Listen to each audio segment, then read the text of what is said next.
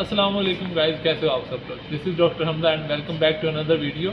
यार आज की इस वीडियो में हम बात करने वाले हैं जो यूकेवीआई ने अभी चेंजेस किए हैं इमिग्रेशन के रूल में, 5-6 बड़े चेंजेस किए हैं। तो आज हम उसके बारे में बात करने वाले हैं। तो टाइम ज़ाया किए बगैर वीडियो स्टार्ट करते हैं।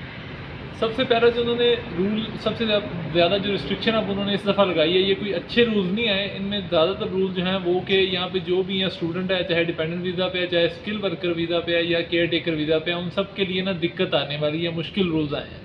तो सबसे पहले जो केयर टेकर वीज़ा पे ना इन्होंने सख्ती की है, उसमें एक अच्छी चीज़ ये हुई है कि जो इन्होंने केयर टेकर वीज़ा वालों की जो एनुअल वेजेस थी ना, वो 25,600 पाउंड से बढ़ा के उसको 30,000 पाउंड तक कर दिया है एनुअली मिनिमम अब ये होगा। लेकिन उसमें इन्होंने स्ट्रिक्टनेस क्या की है कि पहले जो केयर टेकर वीज़ा था ना, उसमें आपको कोई एक्सपीरियंस रिक्वायर नहीं होता था। अगर आपने इवन कि अपनी फैमिली में किसी बड़े की भी केयर टेकर की केयर की है ना, उसकी साल 2 साल, तो उसका भी एक्सपीरियंस बन के आपका अटैच हो जाता था और आपको वीज़ा मिल जाता था। लेकिन अब आपको 2 साल का प्रोफेशनल एक्सपीरियंस चाहिए अगर आप केयर टेकर वीज़ा पे आना चाहते हो। तो किसी प्रोफेशनल फर्म का एक्सपीरियंस आपके लिए रिक्वायर्ड होगा।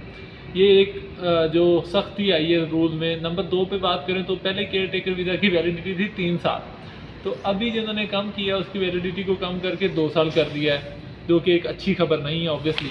और तीसरे नंबर पे एक और जो केयर टेकर वीज़ा पे ही बुरी खबर आई है, वो ये है कि पहले आप अपने साथ अपने डिपेंडेंट्स को लेके आ सकते थे, लाइक चिल्ड्रन है, बीवी है, या बीवी अगर आ रही है तो उसका हस्बैंड, ये लोग डिपेंडेंट बन के आपके साथ आ सकते थे। लेकिन अब वो सीन ख़त्म हो गया। केयर टेकर वीज़ा पे आप अपने साथ डिपेंडेंट को नहीं लेके आ सकते। और कुछ जो है एमपी वगैरह ये भी कह रहे हैं कि इस वीज़ा को बंद कर दिया जाए, क्योंकि इसकी वजह से क्या हो रहा है कि यूके के अपने प्रोफेशनल बन रहे हैं। यूके अपने लोगों को ट्रेन नहीं कर पा रहा, पाकिस्तानी और इंडियन ज़्यादा आ रहे हैं तो वो ट्रेन हो रहे हैं और उनको सैलरीज मिल रही हैं, जिसकी वजह से इनके जो अपने यहाँ के ब्रिटिश नेशनल हैं उनको सैलरीज भी नहीं मिल रही और उनको जॉब्स भी नहीं हमारी वजह से मिल रही, क्योंकि हमारे लोग बाहर से आके सारे वीज़ाज़ को और सारी वैकेंसीज़ को कवर करते जा रहे हैं। नंबर 1 पे ये था।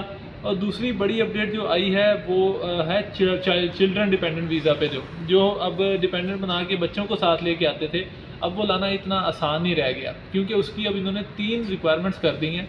नंबर 1 पे क्या होगा कि जब आप बच्चे को लेके आते हो तो ये होगा कि आप बच्चे के प्रॉपर फंड्स शो करवाओ, ठीक है, कि उसका ये मतलब है कि आप उसकी केयर कर सकते हो या नहीं कर सकते। अगर आप नहीं कर सकते, आपके अकाउंट में फ़ंड प्रॉपर नहीं है, तो वो आपको अलाउ नहीं करेंगे कि आप अपने साथ बच्चे को डिपेंडेंट लेके आओ। सेकेंडली बात करें तो उस बच्चे की एज जो है वो इंडिपेंडेंट एज से कम होनी चाहिए, मतलब कि 18 साल से कम एज का बच्चा होगा, फिर आप उसको साथ ला सकते हो, अदरवाइज़ आप नहीं ला सकते। तीसरे नंबर पे ये था, पहले हमारे लोग क्या करते थे कि डिपेंडेंट चाइल्ड में ना अपने चाचा ताया मामा में से किसी का बच्चा अडॉप्ट करके उसके डॉक्यूमेंट लगा के उसको साथ ले आते थे। लेकिन अब यूके वालों ने ये रूल ख़त्म कर दिया है। अगर आपने ऑफिशियली वाकई में किसी को अडॉप्ट किया है और आपने बचपन से ही अडॉप्ट किया हुआ है, फिर वो चीज़ समझ आती है, उसको एक्सेप्ट करेंगे। वरना आप सिर्फ अपने लीगल बच्चे को सारे डॉक्यूमेंट और प्रूफ दिखा के अपने साथ लेके आ सकते हो आप, और किसी का बच्चा चाचे ताए का आप अडॉप्ट करके नहीं लेके आ सकते। नंबर 3 पे अगर हम लोग बात करें तो ये एक अच्छी अपडेट आई है कि पहले अभी जो यूके में मिनिमम वेजेस चल रही हैं ना, वो है 10 पाउंड एंड 42 पेंस। लेकिन जैसे जैसे इन्फ्लेशन हो रही है तो यूके में महंगाई बहुत ज़्यादा अप होती जा रही है। तो उस महंगाई के अप होने की वजह से क्या हो रहा है, ऑब्वियसली अफोर्डेबिलिटी की दिक्कत आ रही है, लोगों से चीज़ें अफोर्ड नहीं हो रही।